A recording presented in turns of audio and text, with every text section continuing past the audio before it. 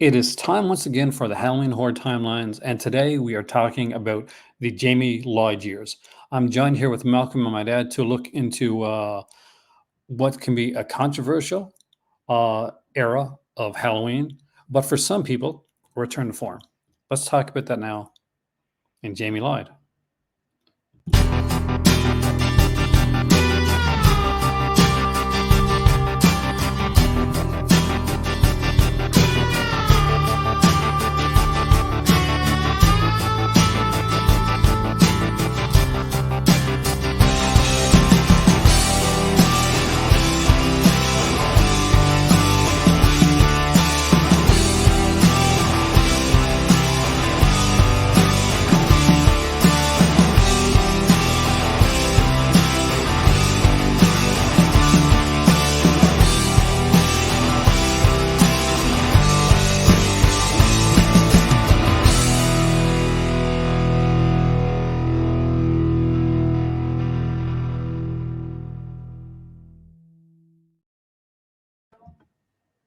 All right, there we go, guys. I'm proud of that opening, by the way. Uh, Especially that certain part of I looked hard to find that certain sequence in part four that I wanted to make sure we got that Oh into yeah. oh yeah into the opening. So actually, I'm going to start for a change, which I normally don't do. Go on then. So for I'll set the scene. After Halloween 3 came out, and was unfortunately at the time a massive disappointment at the box office and among the fans and a lot of the critics. uh, there was a space and time when Halloween was not being made. And so the idea was to bring back Michael Myers. It was the way to do the series. Now, it took a while to get John Carpenter on board with it. John Carpenter actually did a script. Well, he worked with a guy for a script for part four. It was a very different script. It was very supernatural. Michael Myers grew like to 10 feet tall. It just had a lot of kind of really unusual stuff in it. Eventually, that wasn't done. Uh, the breakdown became so big among the behind the scenes that Michael Myers, that John Carpenter and Deborah Hill actually sold the rights of Halloween to Mustafa Akkad, who would then take over and take the series from there. Mustafa It still Akkad has the believed rights, right? It still has the rights to them as well. exactly, yeah. It's past, so Malik Akkad would have the rights now because the because right now they're doing seeing where they're going next. Yeah. A24 is looking like a big possibility. Oh, that'd be Um, great. Yeah, like there's looking to be like maybe a movie and a TV series. So there's a whole kind of thing going on right now, a bit of a bidding war. Now, for Mustafa Akkad, his idea was like, let's bring it back to what it was before, and that is to Michael Myers. So what do we get? Wanted it right, bam, right on the poster. You want a Michael Myers, you want to have the mask, you want to have Return of Michael Myers, right on the poster. That was a that was going to be a huge. With Jamie Lee Curtis not coming back because John Carpenter and Deborah Hill were at the mix, they had to go on. But exactly how would you do that? Well, let's bring in a Jamie Lee Curtis type of character in the character of Rachel.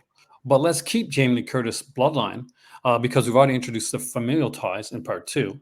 So the hired actress Danielle Harris, she had been primarily known for soap opera work. She was a very young actress, and but she was well known for like being extremely. She was a very good actress.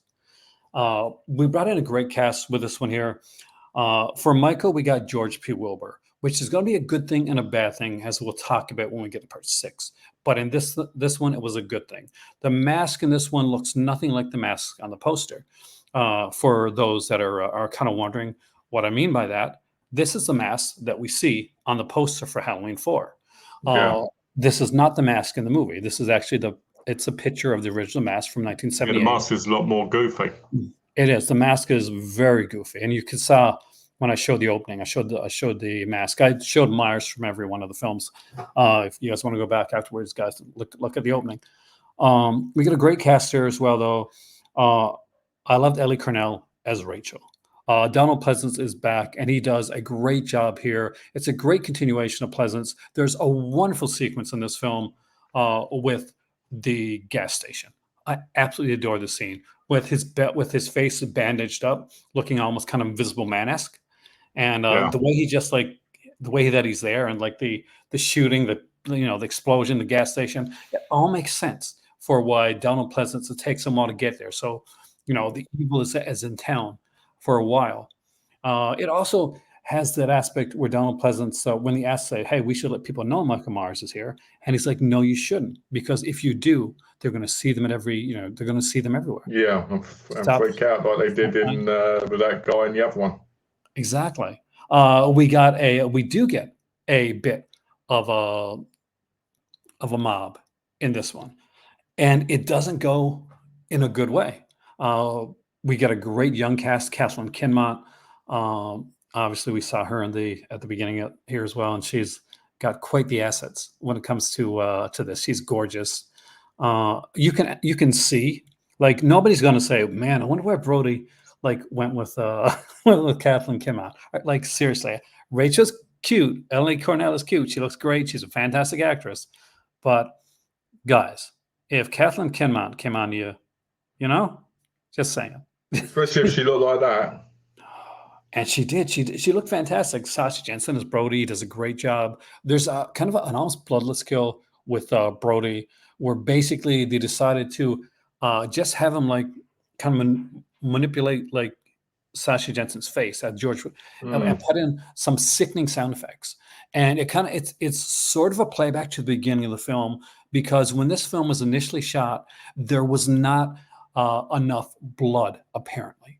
So he had to reshoot the opening of the film to have Myers kind of like do that sequence where he puts his thumb right into the attendant and put a little bit more blood in there, because apparently it wasn't bloody enough. The score on this one's actually pretty good too. It's Alan Howarth, I think, for part 4. I'd have to look.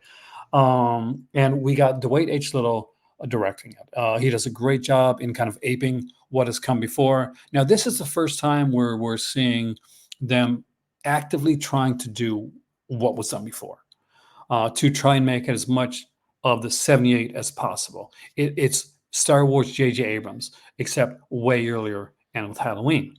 And I absolutely adored that aspect of the film. The cast is really good. We have this old like preacher guy that picks up Donald Pleasance and I love that guy. He's fantastic, right? And he talks about like fighting evil and how like It reminds me of the guy that picks up the girl in graduation day when she's going to see her sister. Yeah, and in a way, it's like a cross between him and like almost Crazy Ralph. He would have been a great Crazy Ralph if they had to recast that role. But we get a great cast in this movie. Absolutely stunning cast. I thought that it started great. The pacing in this movie is great. The mask is a bit off, but it's well paced. This is probably one of the best paced of the sequels. Right up there with Halloween 2. This one has a strong, solid pacing and a great cast. Well, to stay this way, we're going to get into that.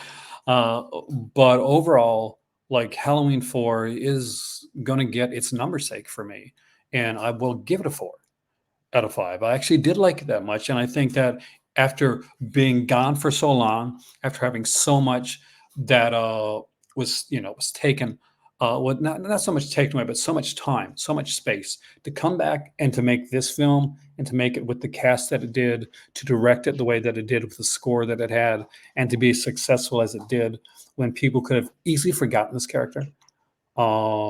It's an easy 4 to 5 for me. I'll let you go next, Malcolm.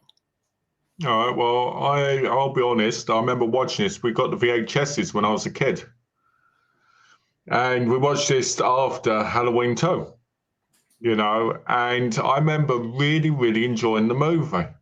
Now, is it on par with the original one? Not really, but it works. It works for the time it came out. It's not too graphic, but it's graphic enough where you actually feel like what's going to happen.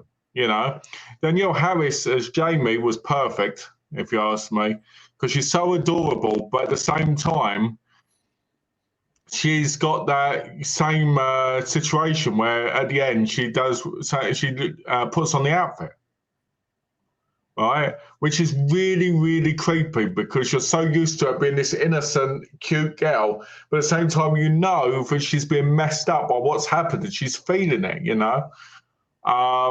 as we'd know in, number 5. So, yeah, I like the kills in it. I like the characters. And I think it's very, very, I think, I think I'd give it a 4 because I did enjoy it a lot. And I did find it to be different, but in a good way. Than it would have been if they'd have done something completely different with the character. The mask is goofy, and I don't really like the mask that much. Donald Pleasance is great as ever in the role, and he's one of the reasons the films work so much. But yeah, I'd give it a 4 out of 5. All right. And Dad, we're down to you.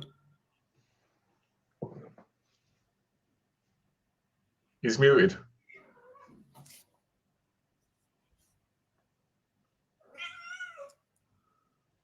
Oh. Gonna see if I can unmute his mic from here. Dad, you've muted yourself.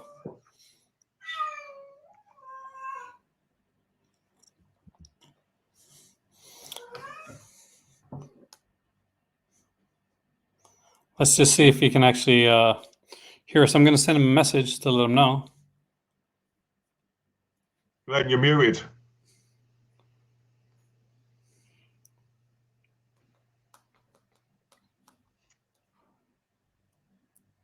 There, I just sent him a message to let him know. Hopefully he hears me.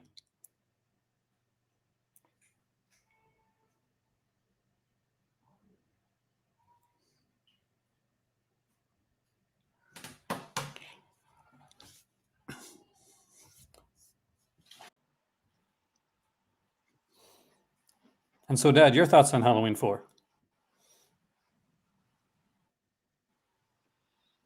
Well, Halloween 4 was one of my favorites. I found it was a good continuation of the second part.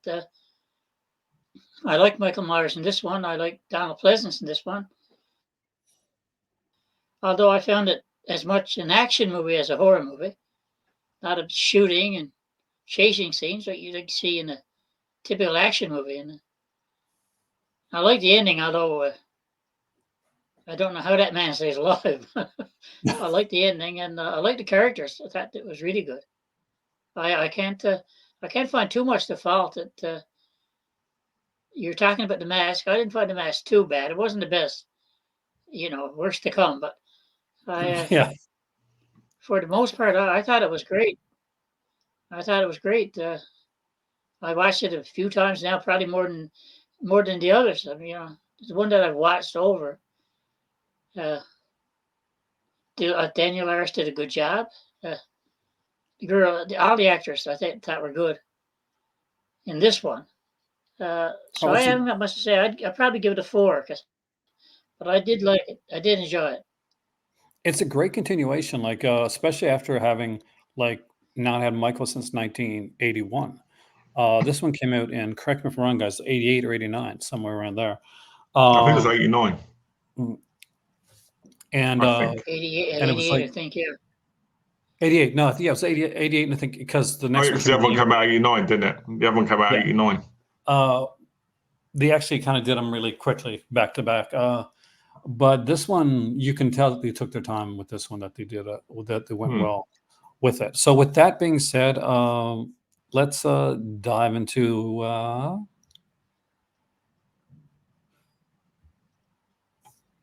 the revenge of Michael Myers, where not everybody would come back, including the director. We would get a new director for this one right here. Dominic Even though Gerard. back to back. Yeah, even though it's done back to back. And here's the thing: this director was not a director that did a lot. He was a foreign director. And there what is director? he was a foreign director. He did like a lot of foreign films before. So Dominic Othenjard definitely gives that sensibility. One of the things that you're going to notice right out of the gate is there's something a bit off kilter and a bit different.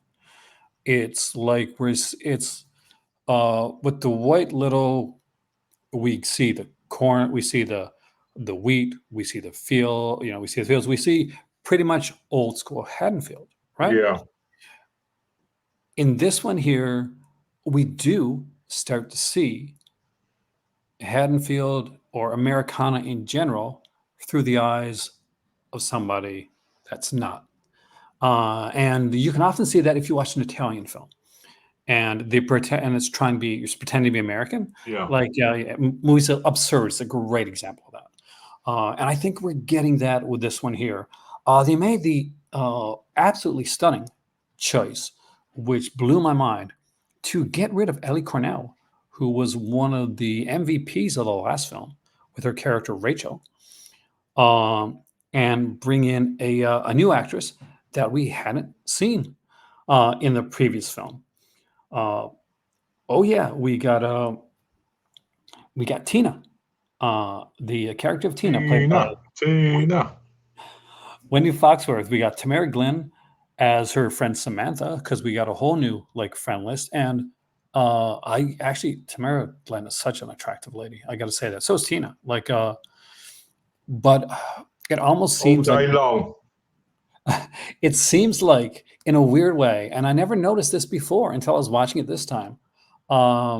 Look at Tina and her hair and her and that, and look at Tamara Glenn and her. It's like, hey, look, we're casting like Annie and Linda. Yeah. Go from Nancy Loomis Yeah. with the dark kind of curly hair and Linda Yeah. with the long blonde hair. Obviously, not the same level. Right there, we get some really weird choices, some really weird choices. And I'm not going to go any farther. I'm gonna go last on this one.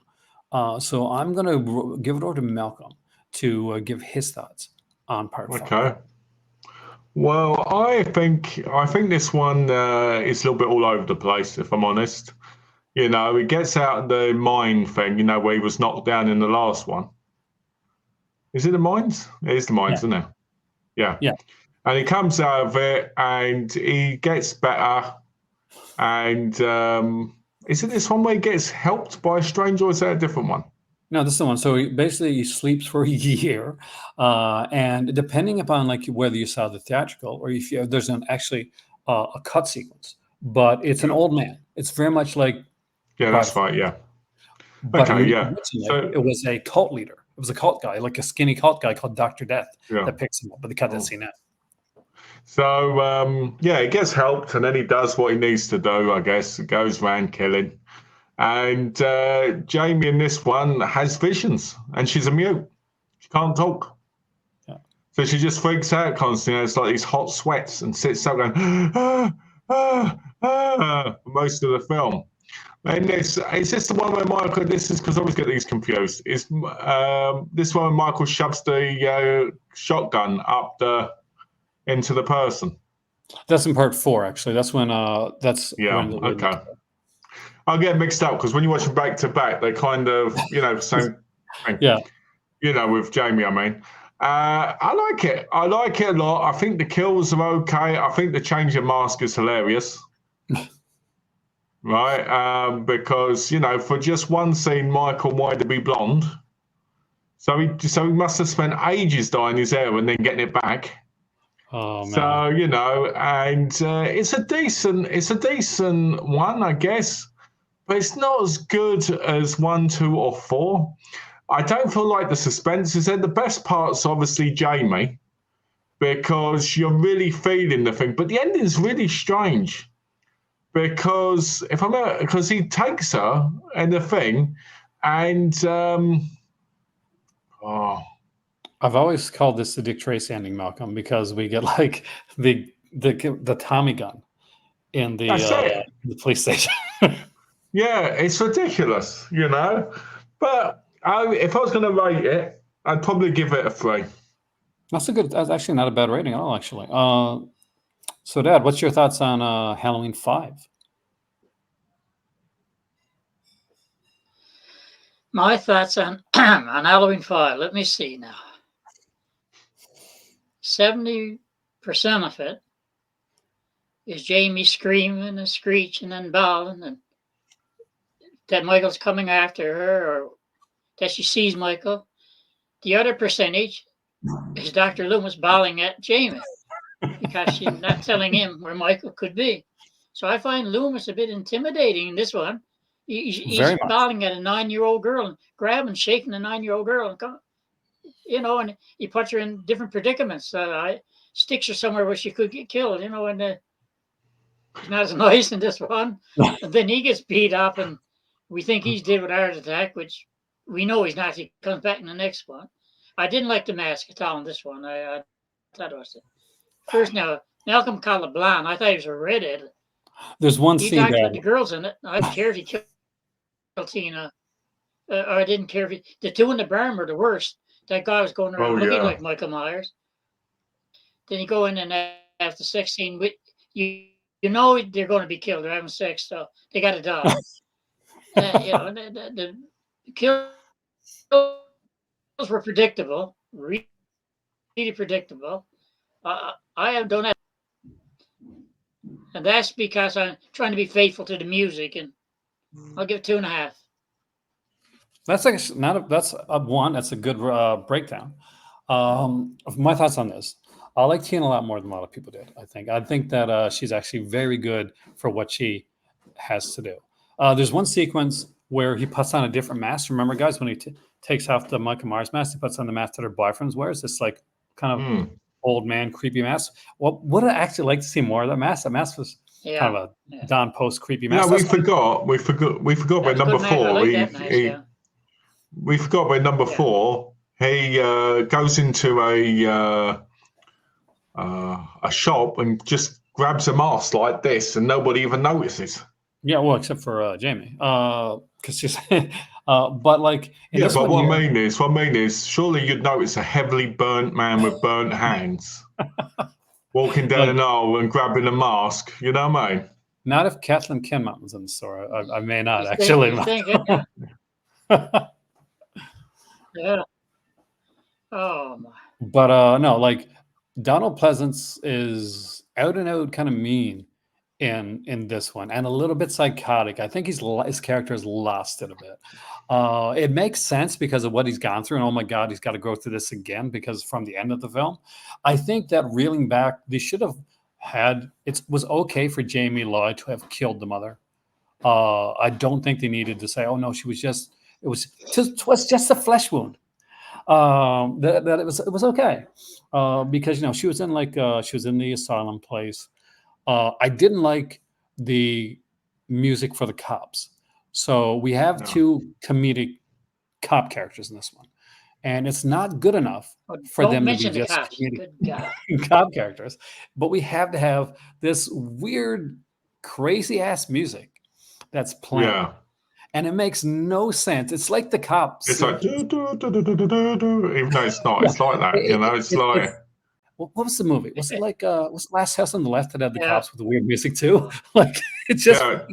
If you remember the room, the girl in room 2A has a really weird music scene when they turn up at the building. The guys in the car. And it goes like da da da da da, and you're like, what? If a serial killer is going around or just attacked your town the year before, you're not going to come out with the mask on, chasing somebody in front of 2 armed police officers. That scene makes no frigging sense at all. Have you not seen Scream? Because they do it all the time in that. It still makes sense. It actually makes more sense as Scream does here because they're just like, they're just sticks. But this is a killer that has been terrorizing your town for years. But no, I mean, like, I like the god. Like, one, how did the Michael Myers house become a Gothic mansion? Because it went from a suburban home to a Gothic mansion in the film.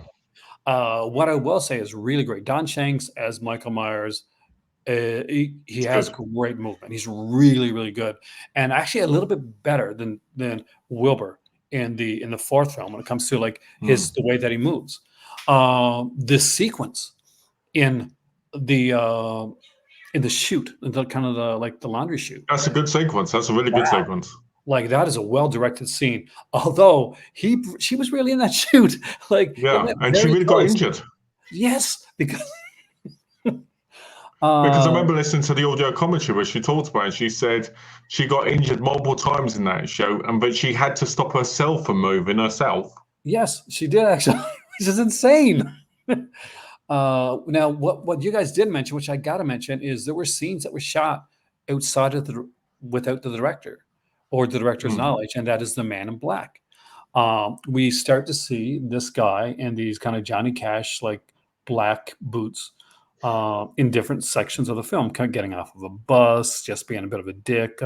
We're not seeing his face. We just know there's this mysterious man in black, and they're like, "Oh, what's the man in black?" or "Who is it?" Had no idea. They were like, "Oh, we'll figure it out later on." You'll figure it out later on. You don't know where you're going with your own sequel. Okay, then. I am going to give this one a 3, though, and I'll tell you why. Because as many like mistakes as this has, as much tone deafness as we get in certain sequences of the film, I still found this fun. I still Yeah. enjoyed the movie overall. Was it as good as part 4? My God, not even close. You could tell it was rushed. Everything about this movie like screamed of a film that was being rushed, or a Yeah. film that didn't have a director and producer that agreed with one another. Um, but you could tell that aside from that, the people that were working on this film had a lot of passion for it. And Yeah. some of it may have been like mislaid, but overall, I thought it was a decent one, and I'll give it a 3. It's definitely not to the level of 4, which had to do a lot of heavy lifting. But for doing it in a year after the last movie was done, and to kind of come in and have your lead actress taken out, and then like to have like scenes put into the film without the director's approval.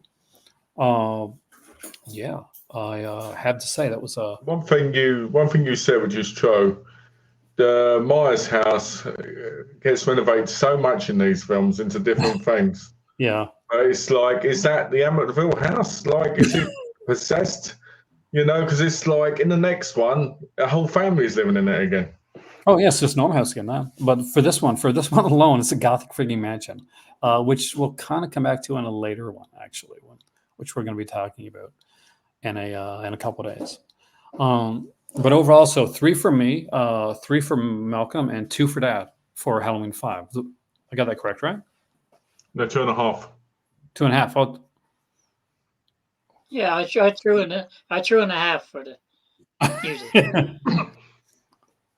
was it for the scene with the girl? What's the cake girl, or what was the girl? Something girl, like she's I know trying what to, you. yeah, like she's having visions, and she sees a vision of a girl with like at a painting of a girl at the gas station, and it's like a cake or cookie or something like that. Big girl cookies. It's weird. Oh man. With that being said, let's not like belabor the point. Let's get to the one Yeah. that has 2 Oh, versions. This one This was is Glenn's so good favourite. they had to do it twice. Uh, Now, this one was directed by the guy that directed this movie right here, Bloodlines, Joe Chappelle. It's very controversial uh, director because I guess he didn't apparently treat his cast very well, and it's bad enough when you're making a movie for the Weinsteins because they're going to be creepy, but when you get a director that's like treating people like Creepy, Donald creepy. Pleasance like not well, and the writer of the film too, then And the fact that this was Don Pleasance's last Halloween. last that's the thing. He was sick when he was making this film, but he does do a good job. So, guys, for part 6 here, we have a producer's and a theatrical cut. Uh, that was done. The producer's cut is most often considered the better cut, unless you like the kind of a little bit the more gore aspect, because in the theatrical cut of the film, there's a little bit more gore. because we get to see the head explode of one of the biggest dicks you're ever going to see in any Halloween film, and that's the character of the dad. Yeah. This is definitely a unique film that took some different chances. We are not going to get Daniel Harris back here. What's really crazy about this film, guys, is that Daniel Harris went out of the way to get herself emancipated. She spent money to get herself emancipated for this movie, so that she could shoot all the scenes, so that she wouldn't have to worry about like having to like shoot like during short periods of time. After she got emancipated, they offered her pretty much scale. So in other words, she would be getting for Halloween 6, the girl that had pretty much carried this on her back for the last 2 movies as a kid, she'll be getting for part 6 less than she paid for her emancipation. Obviously, she didn't end up coming back for this one here, and she was That's quite disturbing, really. It is. I mean, like they treated her so badly. Like, and no shade on JC Brandy, because she came in and did her job. That's not her. It wasn't JC Brandy's fault. That being said, we come back to getting a really good cast in this one here, and a young Paul Rudd who would kind of blow It's up. Tommy Doyle in this, isn't he? He is Tommy Doyle, and this was the same year Clueless came out, so he would really blow up around this time period. Mitchell Ryan is a fantastic actor, just one of these great character actors. I know a lot of people know him from Dharma and Greg and stuff like that. I'm a soap opera guy, so I actually know him from All My Children. He was the dad of Jeremy and All My Children. Kim Darby, who is a great kind of like character actress, is really good in this. Probably scared me so much in Alone in the Dark back in the day. It was like a 70s like TV film with those little gremlin guys. I know that film. It is so scary. We got Marion Hagen like coming in this one. She does a great job in this. And you know who I think is absolutely fantastic. I'm gonna make sure I don't get the name wrong, because I'm looking on here just to I want to make sure that I get his name correct. Is Bradford English? Bradford English plays the biggest dick in the franchise. He plays John Strode, and John Strode is one. I love John Strode. Oh my god! The character is constantly being horrible to everybody. Yes, like he's the most horrible. I do not understand, nor do I believe that for some reason the Strodes didn't know what happened in this house. No, You got to be an idiot, yeah. Yeah, the mom, no idea that this had happened. George P. Wilbur comes back for this film, and it's shot a little differently. And you're going to notice that he's packed on a little bit of weight. Michael's got a little bit of a tummy in this film. Well, he got hungry. Oh man, he's got. Well, I guess all those dogs. They must know. Well, he's back at like the sanitarium, so he's getting fed really well, I guess. That was my setup for this one. I guess, Dad, I'll let you go first. What's your thoughts on part 6, and what's your preferred cut?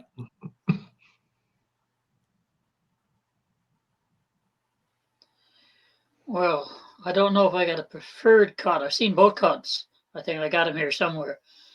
I watched one of them last night, the theatrical cut. What I say about it? I'll go into more detail, but first of all, I thought it was just total crap. I didn't like the way they did it. A lot of people that watched that movie didn't even know the woman at the beginning was Jamie. They didn't even know. A lot of people I talked to just was a woman having a baby. Sure.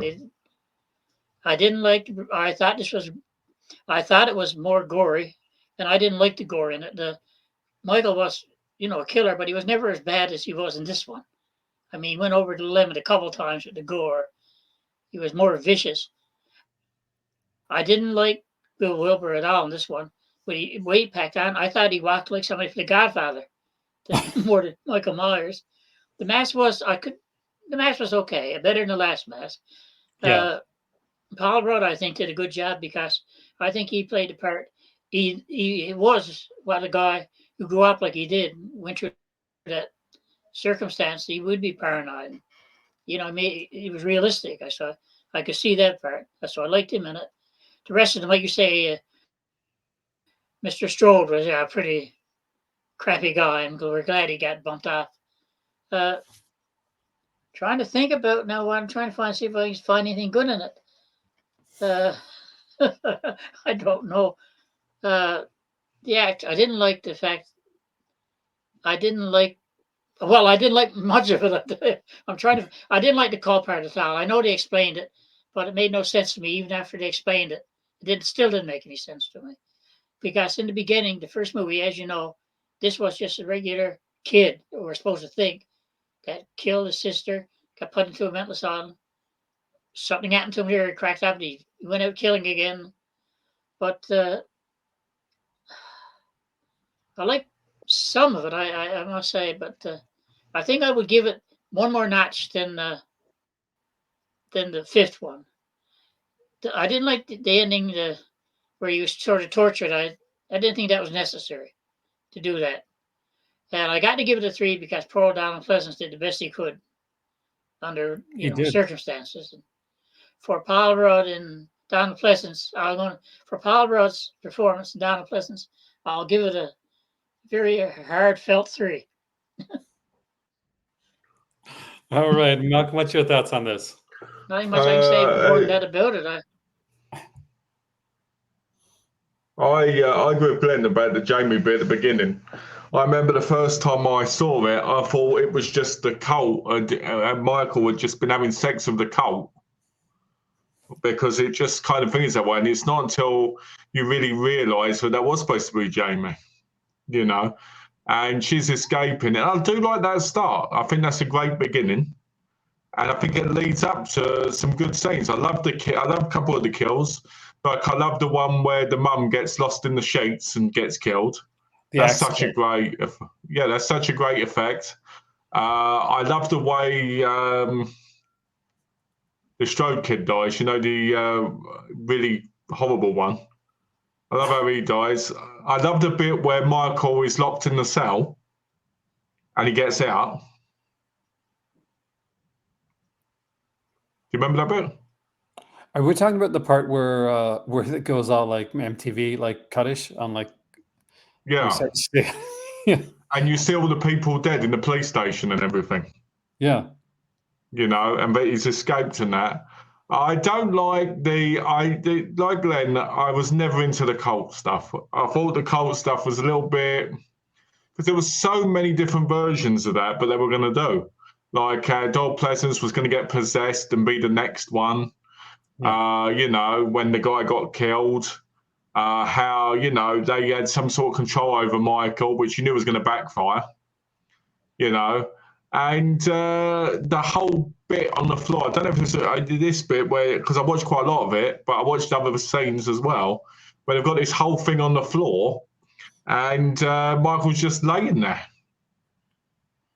Then you've got the pipe scene where they're fighting him with a pipe and that, and inject him, which is a bit weird. And then you've got Paul Rudd, who's probably the best part of it, because he does symbolise, like Glenn said, someone who is paranoid, someone who would believe the boogeyman's still out there, because he would have heard these reports. He'd go, "Oh, that's Michael," And I think overall, I think it's decent. I think the producer cut's slightly better if you want the more old style, But I do think it's quite a weak. I think it's kind of a weak entry into the films, but I don't think it's as weak as 5. So I think I would give it a 3.5 because it's still very watchable. For me, well, you guys are forgetting obviously the best part of Halloween 6, Mrs. Blankenship, the next door neighbor. Remember the creepy next door neighbor that turns out she was watching that night? She does that speech, and apparently she does it at conventions all the time now, and she loves it. But anyway, so there's some like Paul Rudd is great in this. There's some baffling scenes, like Oh, when the other thing I like, sorry to cut in here, is I like how Michael actually kills people in the house. You know, in his actual home. Like he actually torments people in it and kills them. oh yeah, there's Like when they, I do like that. Like when one of them goes to turn the electric back on, you know, and stuff like that. I did like that because it's like him implementing his home as a kill room. it's I mean it's interesting. I mean like with Paul Rudd, there are some like scenes there like where basically Paul Rudd meets Timmy, and the mom comes home and like there's just a stranger that, as far as she knows, but just been peering at her from the window, and he's like sitting on her son's bed, and like that's just she doesn't really Creepy. think like you think that'd be kind of like one of those type of moments, right? But it's not. There's one of the best sequences, which you guys did mention, is the Rear Window sequence, where basically I remember that, yeah. she's basically seeing they're being killed, and she's like seeing it from the from Tommy's like room. That's a really good sequence in the film. I mean, like Yeah. the cult thing, like it doesn't add anything for me to the film. It takes away from it. Now, it doesn't come out of nowhere though. If you've read the actual novelization for Halloween, for the original novelization, there's a prologue, and and the prologue is about this tribe, and there's a member of the tribe that is jealous of this couple, and he ends up like killing people in the tribe, and that's like basically it's a passed down type of, it's an evil that passes itself down. Yeah. I do recommend checking out that novelization. By the way, it came out back around the time the movie did. Sure. So it's not a new thing that was done afterwards. But yeah, but still, and Daniel Farrens was a fan, so he took that into consideration when he was doing this. Now we have to take into consideration too that Joe Chappelle, being the dick that he was, did not use any of the endings that the writer wrote for this film. He wrote like something like 13 endings for Halloween 6. None of them used. None of them used. And it shows. The JC Brandy, like it is weird that they decided to have like, hey, let's have Michael impregnate Jamie Lloyd. That's creepy, guys. Like It's there's like very that's just creepy. next level of creepy that we wouldn't see till later on in the franchise when Rob Zombie would do the first one that he did. But What happened to the baby? well, the baby goes with Carrie and Tommy and Timmy at the end. So there's a big like there's a cult sequence there, kind of like the Devil Rise Out type thing. Oh no, I mean in the next movies. Oh, Because is that supposed to be Josh Hartnett? No. This is the last of this timeline. We never get a follow up because when the next one is, it's a new timeline and it's going off of Halloween Halloween 2. Yeah. I just So wondered. yeah, no, it's trust me, so many people did, but the sad part. Because you think about if it's the spawn of Michael Myers, right, and Michael Myers dies, maybe that one's still there, you know? I think we lost Ed there for a second. Hopefully, he'll drop back in there. I'd say it's probably no, it's Corey, man. Let's go. Go with that. It's Corey. Finally ends. That's believable, yeah. Maybe that's it, because they finally met each other. There you go. See, It's Corey. but there's actually a movie called that, by the way, which I will talk about sometime. Corey. But yeah, no, for me, this is hard because part 5 was not the best that this series could be. No. And It wasn't that bad either. part 6 definitely has part 6 has much better actors than part 5. Like, Definitely. without a shadow of a doubt, like the level of actors in part 6 are way above the level of actors in part 5.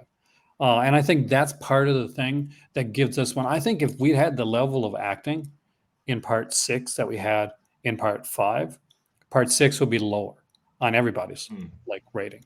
But because we've got people like Bradford Dillon, because we got Mitch O'Ryan, because we've got Paul Rudd, it elevates it to a level that I think it wouldn't otherwise. Yeah. So for me, I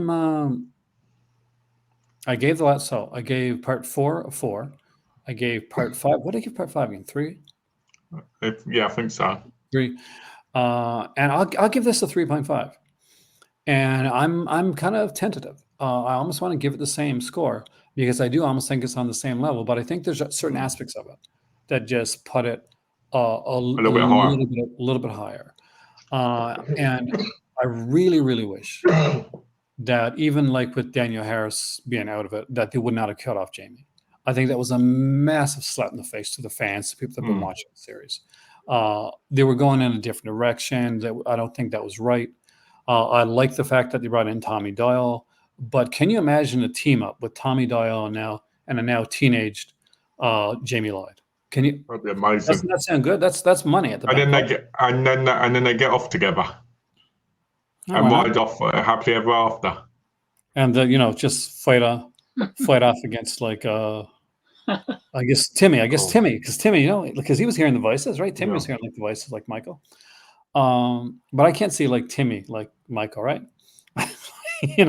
Michael Myers, yes, Jason Voorhees, Chucky, Timmy sounds like a second rate like for a Don't villain. forget Tiny Tim, Blood Harvest. That was never taken seriously, was it? The guy being called Tiny Tim. Marvelous Miracle. So, guys, this is this is our second time on here. 4, 5, and 6 that we talked about here, 3 of us together. We talked about 78 to 81, and 4, 5, and 6. 2 vastly different timelines, with vastly different changes by the time we go from one to the last one. And the next one, by the way, for those that are keeping score, that we're talking about is the H2O resurrection timeline. Oh, yeah. We got some H2O, we got some resurrection. So we get the return of Laurie Strode, the no longer Mr. Loomis, and a very young actor in H2O that you might recognize at the beginning, that we'll talk about in the next video. Quite a few good actors. It's actually quite a few good actors in it. Oh, there is, and one is from Third Rock from the Sun. So we'll get into that one next time. I want to thank you guys for joining me here tonight, because it's been a blast to do this one. I cannot wait to talk to you guys about the next one, because talk about vastly different quality from film to film. Like these here had a bit, they went up and down. 4 was definitely, in my opinion, and you give me your thoughts here too, was the highest quality of these 3 films. Yeah, it was. But we're going from H2O to Resurrection in the next one. That's going to be interesting. It's going to be really interesting.